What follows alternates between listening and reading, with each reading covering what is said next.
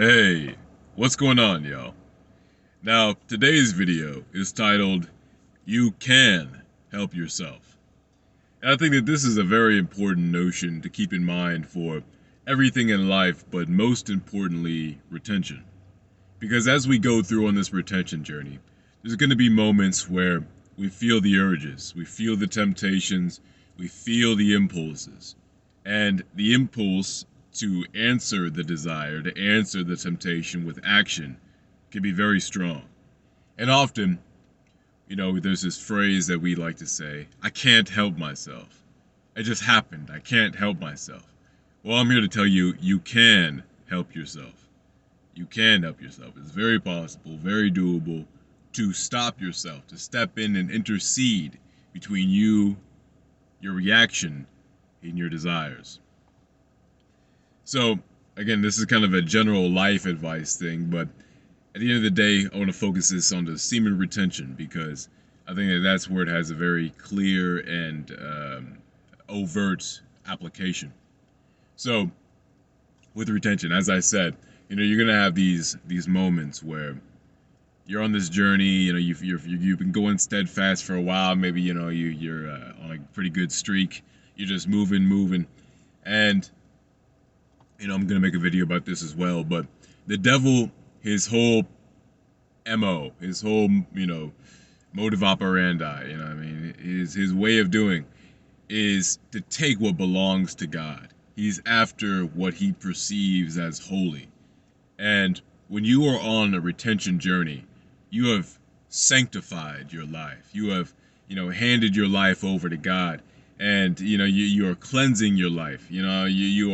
You're purging out fornication, all these impurities. And again, as you start to narrow down and to hammer down on one part of yourself, the rest of yourself starts to fall in line as well. So as you start to conquer the addiction of semen, of busting a nut, you start to defeat answering your pleasure in that regard.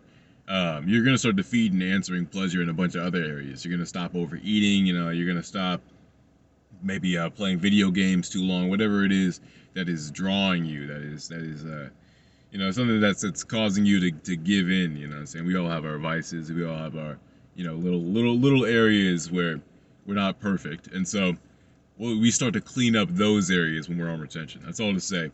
The devil hates having you on retention. The devil hates having you holy, and he desires you even more because you don't belong to him. And so the devil's going to be after you. And so he's going to be trying to corrupt you on this journey. And if you don't want to believe in God, the devil, just see these as two, opposing forces that are going against each other and attempting to, take control from each other, wrestle control from each other. And so they're battling for control over you and your soul. And again, the devil's going to want you if you're not his. So he's going to be sending temptations and he's going to be sending you, succubus, wet dreams. He's going to be attacking you in every way he can to try and remove you from the path that you've been trotting. You know what I'm saying?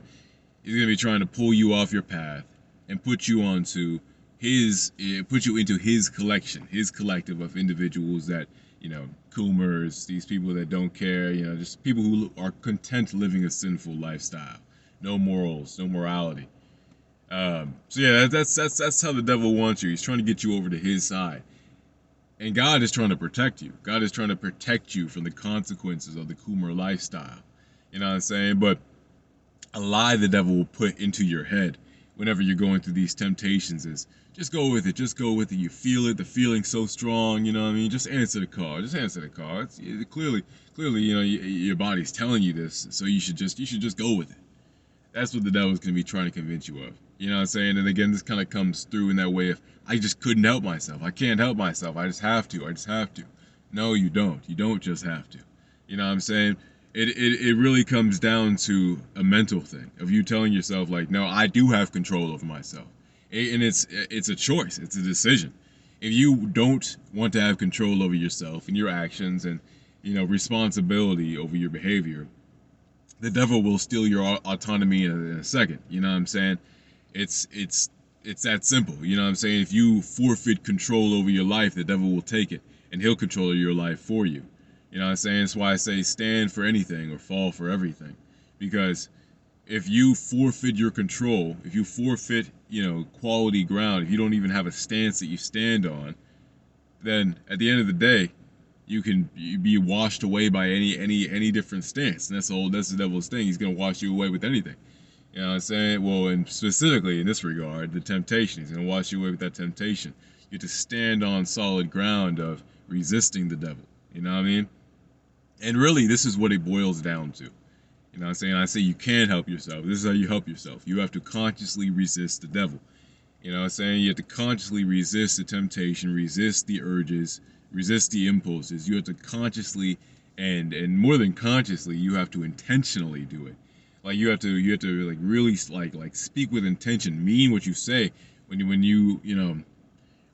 you're being tempted. Let's say you're feeling the urges to come and jerk off and be like, no, you have to like really start analyzing. This was my thing. Whenever I would start doing it, it was because I would just get in this fog, this cloud of horniness, and I wouldn't start thinking. Like you have to be able to rationally and consciously grab your brain and be like, hold on for a second. Like it would always be like a Sunday when I started edging or jerking off, and it's like I'd catch myself and be like, do you want to be weaker this week? I got to go to school for this whole week. Do I want to be weaker and more subdued and just generally wishy-washy? Like, do I want to feel like that when I'm at school? When I look a man in the eyes, do I want to be able to hold that eye contact, to hold a man's gaze? You know what I'm saying? Like, these are questions you have to ask yourself before you start to engage with that jerking off, because you probably, if you're about to jerk off, you're about to edge, you haven't truly analyzed the risk or the consequence of what you're about to engage in. You're probably just answering an impulse, which really doesn't take a whole lot of thought. You're just acting, you know what I'm saying? You're just responding. And I made a video a while back, I might kind of redo it, about thinking before you act and not letting emotions cloud your judgment, because in this regard, the emotion is lust, the emotion is horniness, and that's clouding your judgment of knowing that it's worse for you to jerk off, it's worse for you to even engage with the risk of busting a nut, you know what I'm saying? Worse for you to even engage with that risk. Better to keep your distance and to avoid it at all costs. And the only way to get back to that mentality is to resist the temptation and to really start to rationalize why you don't want to. For all the wrong reasons, for all the right reasons. You know what I'm saying? You want to avoid the consequences, the bad consequences, but you want the good consequences too. You know what I'm saying? The good consequences of retention, like the increased energy, increased testosterone, increased masculinity, you know what I'm saying? Increased drive, motivation, looks, attraction, you know what I'm saying? Magnetic energy. Like it's all there, you know what I'm saying? And I had to link I'll have to link the testosterone study, because I think it's just it's so on point. It's so necessary to read, you know what I'm saying? You got to read that to really have like some kind of mental confirmation that this isn't all BS, you know what I'm saying? Because I feel like a lot of people, they try to claim that this is just what is the word, placebo, you know what I mean? And they try to say this is just something that happens because our brains trick us. But at the end of the day, your body has a response when you start to retain your seed. And one of those primary responses is shooting up your testosterone, because your testosterone production and your seed production go hand in hand. They exist in the same area. You know what I'm saying? And so, it's a very real effect. Retention is a very real thing. And when you start to realize that, when you start to value that, and you start to really consider that, it stops you from taking these crazy actions like wasting your testosterone, or even, putting yourself at risk of wasting your testosterone by edging.